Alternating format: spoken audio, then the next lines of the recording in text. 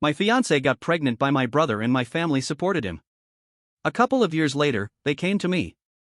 My name is Ward Langley, and I was never supposed to be the main character in my own life. At least, that's how it felt growing up. You might think I'm exaggerating, or being dramatic, or airing dirty laundry I should have long since burned, but if I don't write this now, I'll carry it forever. I'm not writing this for sympathy. I'm writing it because after years of silence, I need the truth to exist somewhere outside my own mind. My younger brother Curtis was born when I was 5. I remember the day vividly. I was in the hospital waiting room with a coloring book, and all the nurses were fussing over me. What a great big brother you'll be. I believed them. I really did. For the first few years, Curtis was just my baby brother. I helped change diapers, handed over toys, and waited patiently while Mom and Dad split their attention. But something shifted around the time Curtis turned 4. Maybe it was subtle at first, Mom laughing louder at his jokes, Dad taking more interest in his stories, but I felt it. As we got older, the contrast became unavoidable. Curtis was emotional, reactive, creative. I was quiet, logical, dependable. My parents, Diane and Emery, began to treat those traits not as complementary, but as a hierarchy. Curtis's outbursts were signs of depth. Mine were signs of withdrawal. If he forgot his homework, it was because he was probably overwhelmed. If I forgot mine, it was unacceptable and unlike me.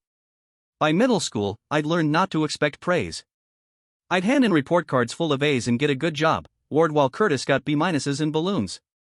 He's been trying so hard, Mom would say, eyes sparkling. Curtis got grounded once, just once, for yelling at a teacher. I got grounded 3 times for forgetting to take out the trash. I'm not saying I was perfect. I wasn't. But I worked hard. I got good grades, respected teachers, stayed out of trouble. My reward was being forgotten. Curtis, on the other hand, was never left behind, no matter how many bridges he burned. The first time I really felt the weight of being second place, I was 17. I'd just been offered a full scholarship to study software engineering at a university I'd dreamed about since sophomore year. I came home with the letter in hand, heart pounding, imagining the pride in my dad's eyes. Instead, he was watching the news. "Hey," I said, trying to keep my voice steady. "I got the offer. Full ride." He looked up. "That's good." That was it. "That's good. Then, do me a favor, help your brother with his driver's ed quiz later. He's been struggling." Curtis was 16, and he'd just crashed our cousin's go-kart during a family barbecue. He didn't get in trouble. He got ice cream. Still, I told myself things would change. I'd go to college. I'd build something for myself. And I did, at least, at first. At orientation, I met Julia. She was majoring in nursing and had this quiet, anchored energy that drew me in. We met during a campus tour and ended up walking back to the dorms together, just talking. She asked about my high school and my family. I gave a vague answer. She said, "I know that feeling," and I knew then we shared a certain kind of loneliness. We started dating a month later. She was thoughtful, driven, and had this way of grounding me when I got too lost in my own head. By junior year, we'd moved in together off campus. We balanced each other out. I'd cook, she'd clean. She hated noisy places, I couldn't work in silence. She made me laugh like no one else had before. I didn't bring her home much. Once for Thanksgiving, once for my grandmother's birthday. Each time, my parents were polite but distant. Mom didn't ask about her classes. Dad didn't ask about her plans. Curtis, though? Curtis flirted with her like it was a game. Julia thought I was imagining it at first. But over time, she admitted he gave her a weird vibe. Once, she told me, "If I didn't know you, I'd think he was charming. But I do know you, and he just seems hollow." Still, I brushed it off. Curtis was Curtis. That was how it had always been. After college, I got a job with a mid-sized software firm, and we moved into a small apartment closer to the city. Julia passed her licensing exams, started working at a pediatric clinic, and we fell into a rhythm. Life wasn't perfect, but it was ours. One summer night, I proposed. Nothing flashy, just us, a park bench, and a ring I'd saved for nearly a year to buy. She said yes. We cried. We laughed. We walked home hand in hand, talking about the future. I told my parents a week later. Mom said, "That's nice, Ward. Dad asked if Curtis was invited. He was. I still believed we were a family. A month before the wedding, Julia seemed off. Distracted. I assumed it was stress. She was working long shifts, and we were planning the ceremony ourselves. One Sunday, she asked if we could talk somewhere quiet. I suggested the cafe near her clinic. We sat down, ordered tea, and then she looked at me like I was already gone. "I need to tell you something," she said. My stomach dropped. "It happened once," she said. "Maybe twice." She broke off, and her voice cracked. "It's Curtis." "I'm so sorry, Ward." For a moment, I didn't breathe. I looked at her, trying to comprehend the words. She was shaking. I said nothing. I stood up, left the cafe, walked to my car, and sat there for 20 minutes. Then I drove home and packed a bag. I didn't scream. I didn't throw anything. I just disappeared. I didn't tell anyone where I went that night. I turned off my phone, booked a cheap motel room 2 hours outside the city, and lay on the bed staring at the ceiling. There was a stain above me, like a water-damaged shadow of a tree. It didn't matter. Nothing did. I stayed there for 2 days. I didn't eat much. I couldn't. Every time I closed my eyes, I saw Julia's face, heard her saying his name. Curtis. I kept thinking, of course it was him. If there was one person in the world who could have caused this kind of damage and still somehow walk away unscathed, it was my brother. On the third day, I checked out and drove back to the apartment. Julia was gone. Her things weren't, not yet, but she wasn't there. She must have known I'd come back. On the kitchen table, she'd left a note. I didn't read it. I couldn't stomach the sound of her voice in my head. I packed a second bag, grabbed my work laptop, and left. I crashed on a co-worker's couch for 2 weeks before I found a sublet.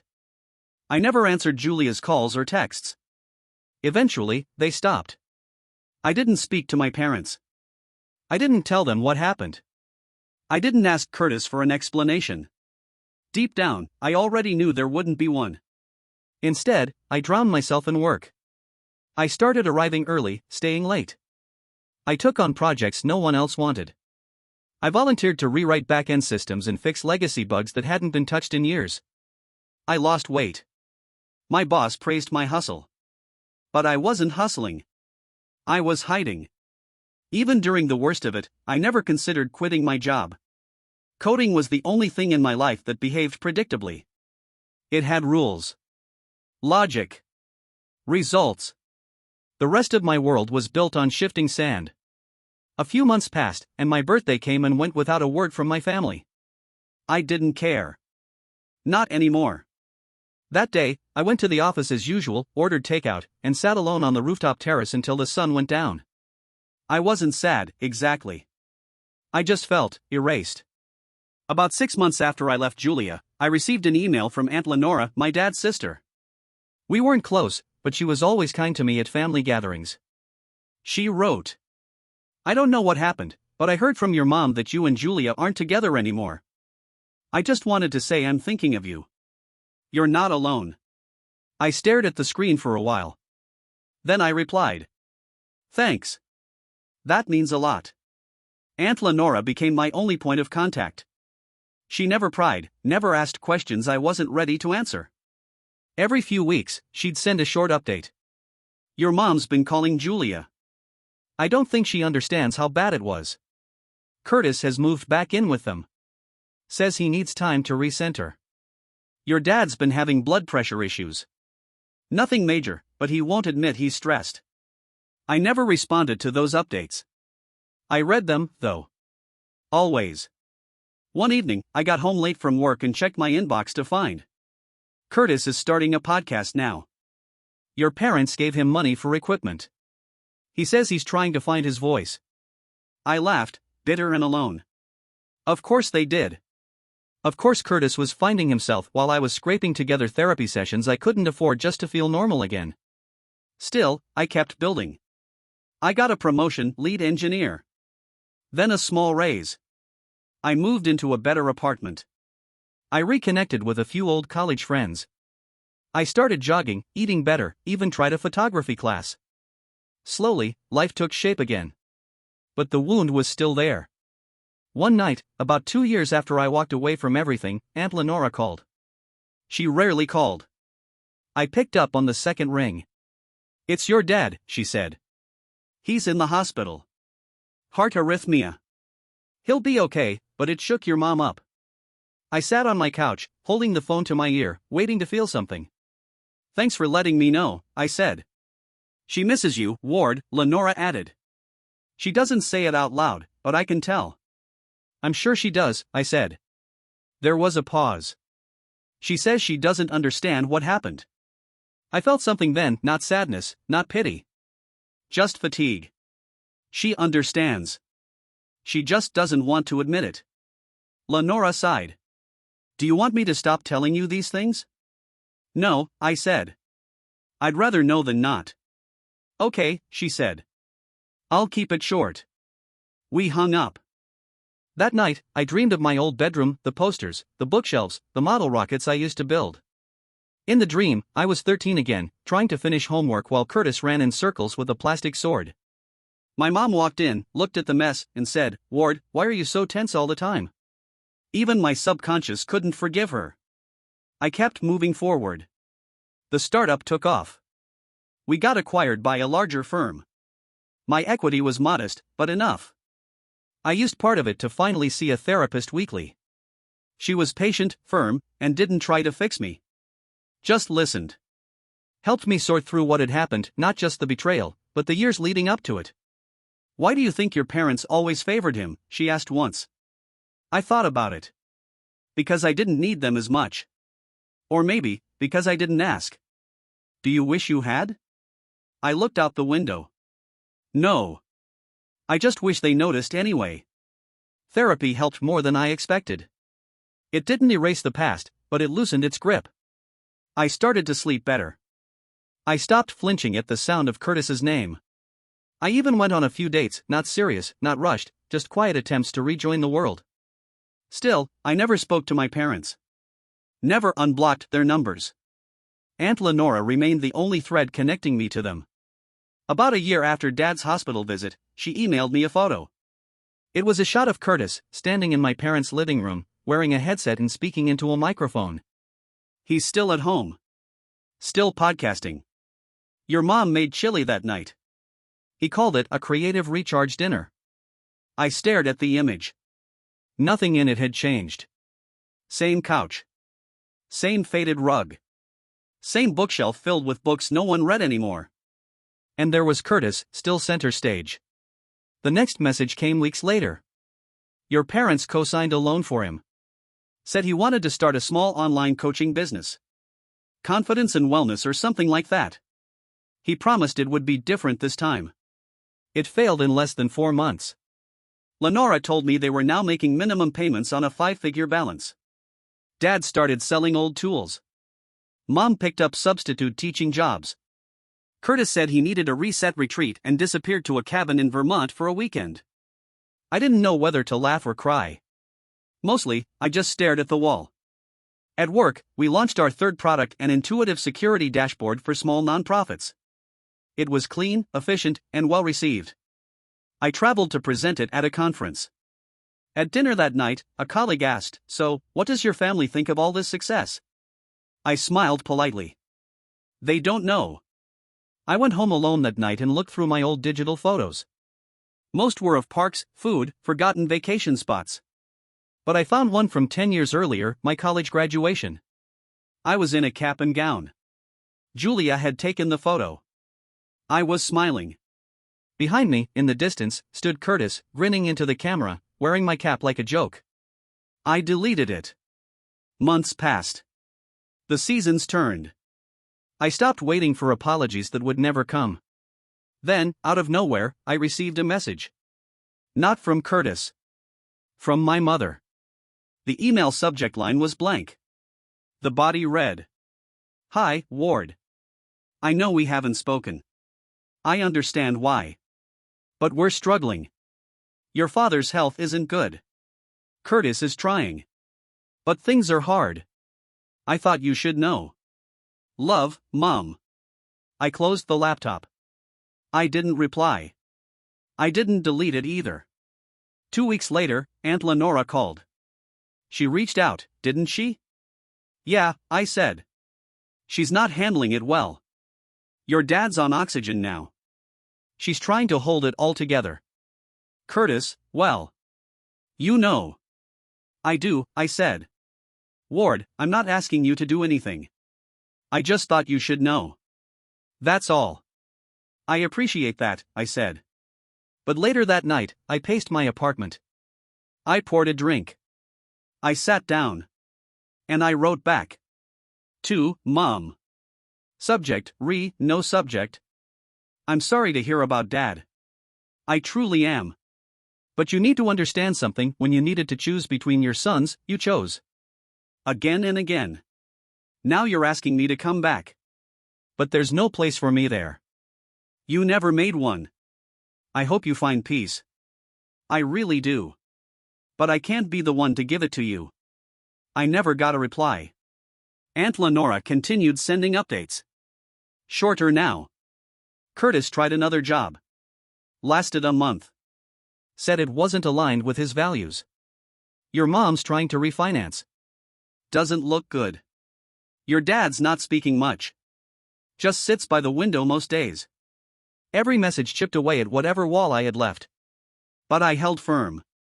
I had built a life, one of self-respect, hard boundaries, and earned peace. Going back would unravel it. Still, I felt something I hadn't felt in years, sadness. Not the kind that bursts into tears. The kind that sits low and quiet. Like something you lost before you even realized it was gone. Winter came hard that year.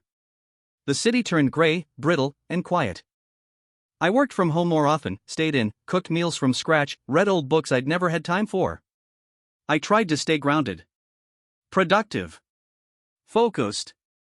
But the emails kept coming. Aunt Lenora didn't give updates as often, but when she did, they were sharper, heavier. Your father collapsed last night. Hospitalized again. This time, they're saying it's terminal. He's asking about you. Not in words, he's weak, but your name comes up. Your mother's aging before my eyes. She still doesn't understand why you won't visit. I read them late at night, alone in my kitchen. Sometimes, I'd rest my forehead against the cool fridge door and wonder, what would it change? If I showed up. If I sat at his bedside. If I said goodbye. Would I feel lighter? Or would I be reminded, in brutal clarity, of how alone I'd always felt in that house? I never booked a ticket. Never asked which hospital. I knew what I needed to know. One day, Lenora called. He's gone, she said simply. I sat on my couch, holding the phone like it was made of stone. She didn't cry. Neither did I. The service is Thursday, she added. Small. Just a few neighbors. Curtis will be there. Of course he would. I won't be coming, I said. I figured. I just didn't want you to find out from a forwarded obituary. Thank you, I said. For everything. That Thursday, I stayed home. I ordered groceries. I vacuumed. I answered work emails. I even went for a jog. Grief didn't hit me in a rush. It didn't scream or punch. It settled into the corners of my home like dust. I felt it when the apartment got too quiet. When I saw fathers and sons at the hardware store. When I passed a thrift shop window and saw an old model plane like the ones I used to build alone in my room. But I didn't regret not going. I still don't. Weeks passed. The world kept turning. Then, one afternoon in early spring, I received a letter. An actual, physical envelope. No return address. Inside, a photo of me at age 6, holding Curtis's hand in our backyard. We were both smiling. In the corner of the photo, written in soft pen, was a single line. I'm sorry. I wish I'd seen it sooner. No signature. I folded the photo back into the envelope and placed it in a drawer. Not to hold on to it forever. Just to decide later. Lenora called again a few weeks after that. She's not doing well, she said. Your mom. Since the funeral, it's like something turned off. She's barely eating. She won't let Curtis leave. It's like she's clinging to what little family she has left. She still has him, I said. Ward, she said gently. She never stopped wanting you too. She had me. And she let me go, I replied. Now I'm finally living like I matter.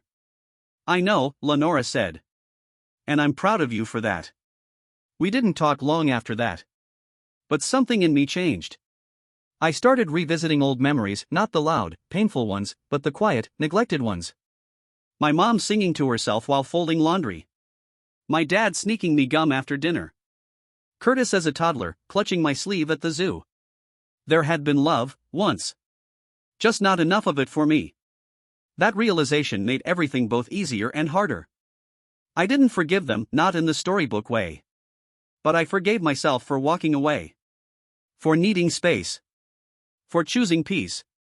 That summer, I visited Aunt Lenora for the first time in years. She made sweet tea, we sat on her porch, and we talked. Not just about the past. About what came next. The porch creaked under our chairs as the sun dipped below the line of trees behind Aunt Lenora's house. She poured more tea into my glass and said, "You look like your dad did at your age." Same lines around the mouth. I nodded but didn't respond. She sighed. "You did the right thing, Ward. Even when it didn't feel like it. Especially then." I looked out across the yard. I don't know if it was right. But it was necessary. She leaned back and crossed her arms. Those two aren't always the same, but they can both be true. We sat in silence a while. It wasn't awkward. Just quiet. Peaceful. Eventually, she asked if I'd seen Curtis's latest attempt at a business. I hadn't. She said it was something to do with inspirational speaking, now helping others find their inner voice. He had a website. Recorded videos. Booked 2 local events. He tells people how he overcame adversity, she said. Like he didn't spend his whole life on a pillow someone else fluffed for him. I didn't respond. I didn't have the energy to be angry anymore. I think your mom still watches his clips online, she added. Like it's all she has left to believe in. And maybe that was true. In the months after Dad's funeral, Mom faded fast. She stopped calling relatives. Stopped going out. Lenora said she barely spoke at dinner anymore. Curtis was still there physically, but never really present. She asked about me now and then, usually in half-finished sentences or soft questions. Do you think Ward ever? Has he said anything? But Lenora told her the truth. I was working. I was healthy. I had a good life. But I wasn't coming back. And that's how it stayed. By the following winter, Mom was hospitalized for complications from untreated pneumonia. She recovered, barely, but the doctors said her immune system was fragile. She moved into assisted living. Curtis couldn't handle it.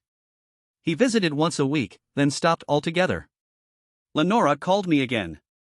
She has a photo of you on her dresser, she said. From your college graduation. She told a nurse once that you were a professor. I chuckled, soft and sad. Not quite. She doesn't say much anymore. But she looks at that photo every day. That night, I pulled out the old envelope. The one with the picture of Curtis and me in the backyard. I looked at our faces. The summer sun. Our tiny hands clasped together. And for the first time in years, I cried. Not out of anger. Not even grief. Just release. Because I'd spent a lifetime chasing approval from people who couldn't give it. And when I finally walked away, I found something better: self-respect, stillness, and the strength to build a life from the ashes of another. Years have passed now. I'm not married. But I've had meaningful relationships. I've traveled. I've started mentoring young coders who remind me of myself, quiet, unsure, overlooked. I tell them, your value isn't based on who notices. It's based on who you become when no one's watching. Curtis is still out there. Online, anyway. He changed his brand again, now it's mindfulness and resilience. I don't follow him. But every so often, I check to see if he's still pretending. He is. Mom passed last fall. Lenora called, and her voice was thin. It was quiet, she said. Just me and one nurse. She kept the photo of you till the end. There was no funeral. Just cremation and a small box of ashes, which Curtis didn't claim. Lenora kept them. I think she always hoped you'd come back, she told me. I never left, I said. She just never looked where I was. I keep a picture of her now. Not from my childhood, but from one of the rare days we were alone. I was 12. She was teaching me how to cook eggs. Her hands were gentle. Her smile real. I keep it to remind myself that even the flawed can offer love, even if it's not enough. I don't dwell in the past anymore. I live. I work. I write code that protects vulnerable people online. I donate to charities that help children from broken homes. I walk by the river every Saturday. I make good coffee. And sometimes, when the light is just right, I feel a quiet kind of joy. The kind that doesn't ask for applause. Just peace. Thank you for watching the video. Like it if you watched the video to the end and don't forget to subscribe. Have a nice day.